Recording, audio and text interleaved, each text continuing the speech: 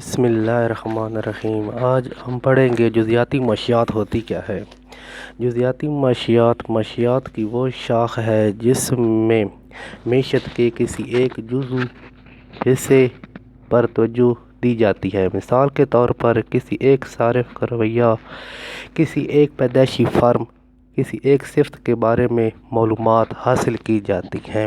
مثلاً اس میں انفرادی کاموں پر توجہ دی جاتی ہے، جبکہ کلیاتی معاشیات ایک ایسی معاشیات ہے جس میں مختلف مسائل کو مجموعی طور پر حل کرنے کی کوشش کی جاتی ہے۔ 1929 اور 1930 کے عالمی بحران سے پہلے صرف جزوی معاشیات کا چرچا تھا، مگر یہ کساد بازاری اس علم کی وجہ سے حل نہ ہو سکی۔ اس کے حامی ماہرین معاشیات ناکام ہو گئے اور پروفیسر کینز نے 1936 میں اپنی کتاب عمومی نظریہ لکھ کر تہلکہ مچا دیا، کیونکہ اس میں کئی نئے اور چھوٹے تصورات متعارف کروائے گئے تھے۔ یہ کتاب کلی معاشیات پر سند تسلیم کی جاتی ہے۔ اب ہم جزوی معاشیات کے کچھ فیچر پر ڈسکس کریں گے کہ جزوی معاشیات ہوتی کیا چیز ہے، اس کے آگے کیا کیٹیگریز ہیں۔ اس میں نظریہ قیمت، فرم کا توازن، پیدائش دولت، نظریہ رویہ صارف اور تقسیم دولت پر بحث کی جاتی ہے۔ اس حصہ نظریہ قیمت میں کسی چیز کی طلب و رسد کا مطالعہ کرنے کے علاوہ اس کی قیمت کے تعین کا تجزیہ کیا جاتا ہے۔ فرم کا توازن، اس کا مقصد اس سے کسی قسم کے مسائل کا سامنا ہوتا ہے۔ نئی صنعت کی کارکردگی کیسے ہوتی ہے، مصارف پیدائش و قوانین حاصل کا مطالعہ کیا ہوتا ہے۔ علاوہ ازیں مکمل مقابلہ، اجارہ دارانہ مقابلہ اور اجارہ داری میں پیداوار اور قیمت کا تعین کیوں ہوتا ہے۔ پیدائش دولت نمبر 3 پر ہے، پیدائش دولت۔ اس حصہ میں مختلف عاملین پیدائش کا باہمی اشتراک عمل کیوں کر مرز وجود میں آتا ہے، اس کی نسبی اہمیت کیا ہے۔ نیز طفیل پیدائش دولت کا معاشی عدم میں کیا مقام ہے۔ اور نمبر 4 پر ہے نظریہ رویہ صارف۔ صارف کے طرز عمل کو معاشیات میں کلیدی حیثیت حاصل ہے۔ اس میں یہ دیکھا جاتا ہے کہ کوئی صارف اپنے محدود ذرائع سے ان گنت خواہشات کی تکمیل کیسے کرتا ہے اور اس حصے میں اس کا طرز عمل کیا رہتا ہے۔ اس میں تصور، خطوط غیر جانبداریت اور طلب و رسد کی لچک کا ذکر ہوتا ہے۔ اور نمبر 5 پر ہے تقسیم دولت۔ ملک میں جتنی اشیاء اور خدمات پیدا کی جاتی ہیں، اس کی تقسیم کیسے عمل میں آتی ہے۔ عوامل کے معاوضے مقرر کرنے کے لیے کون سے اصول کار فرما ہوتے ہیں۔ معاوضوں کی ادائیگی کیسے کی جاتی ہے۔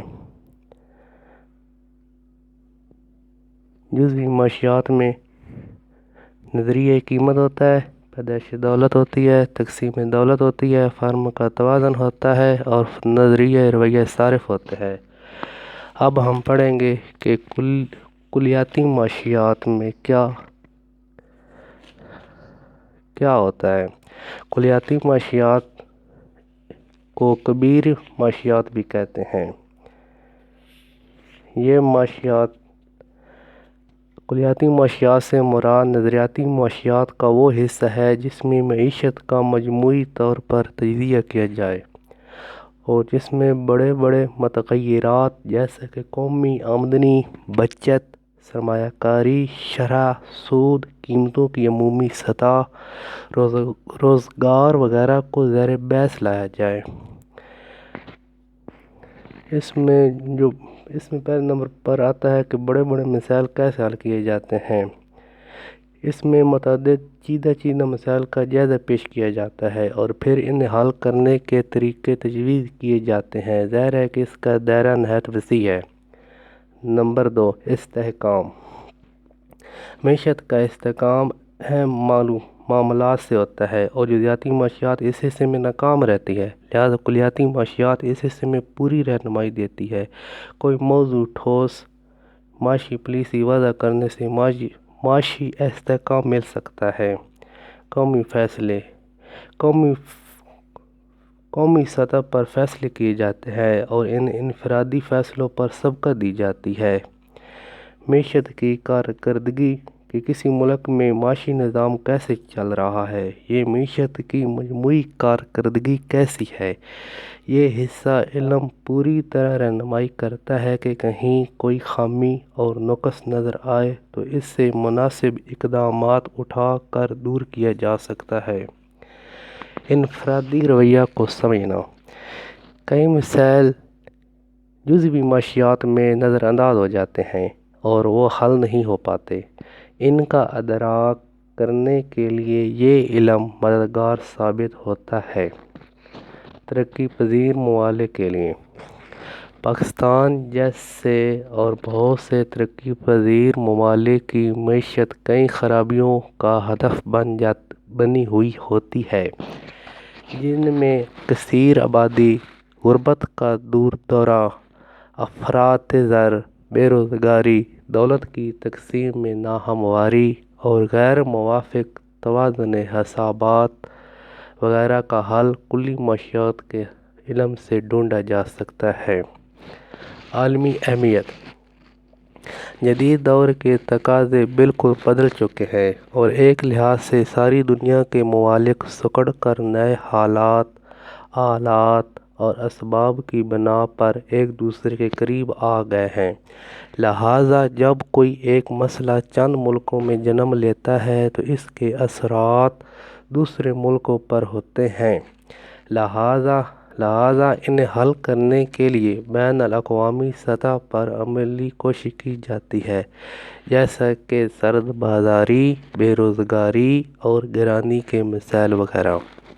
منصوبہ بندی۔ نمبر 9 پر ہے منصوبہ بندی۔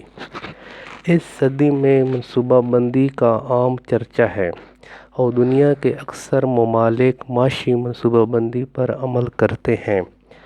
معیشت کے سنورنے، مختلف مسائل کو حل کرنے، انسانی اور قدرتی ذرائع کو زیادہ سے زیادہ استعمال میں لانے، مختلف شعبوں میں ہم آہنگی پیدا کرنے، منصوبہ بندی کلیدی حیثیت رکھتی ہے اور یہ سرکاری سطح پر کی جاتی ہے، جس کا تعلق کلی معاشیات سے ہے۔ نمبر 10 پر ہے فلاح و بہبود۔ غربت کا خاتمہ کرنے، معاشی ترقی حاصل کرنے سے کوئی ملک فلاح و بہبود کی راہ پر گامزن ہو سکتا ہے، اور یہ ایسی صورت میں ممکن ہے جب حکومت اپنی ذمہ داری پوری طرح نبھا رہی ہو اور اس سے اس ضمن میں کلی معاشیات سے رہنمائی حاصل کرنے کی ضرورت پیش آتی ہے۔ قومی آمدنی کی افادیت۔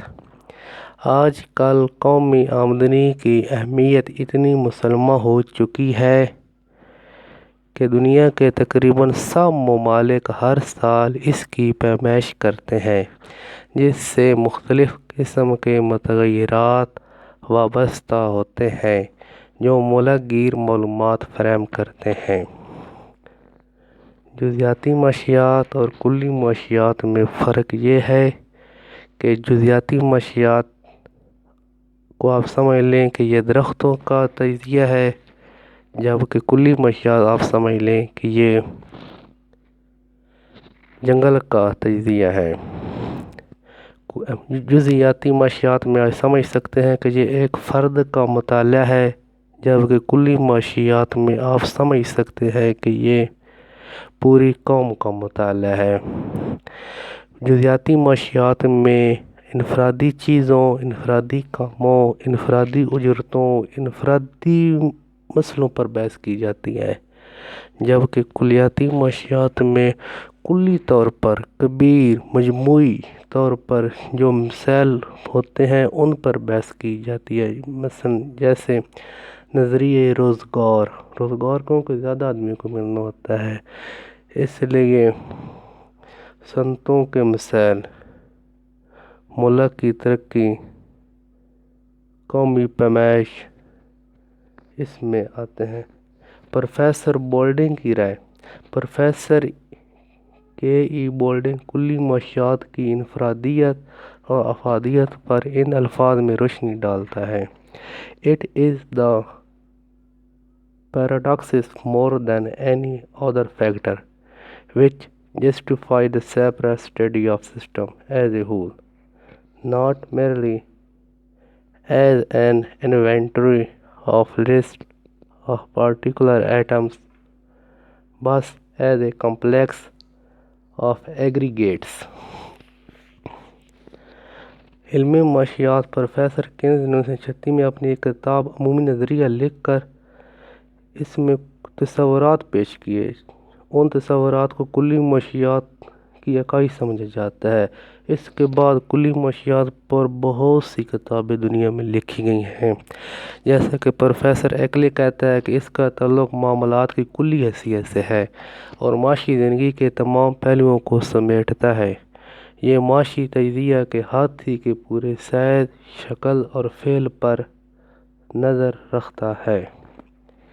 پروفیسر ایلن کے مطابق کلی معاشیات میں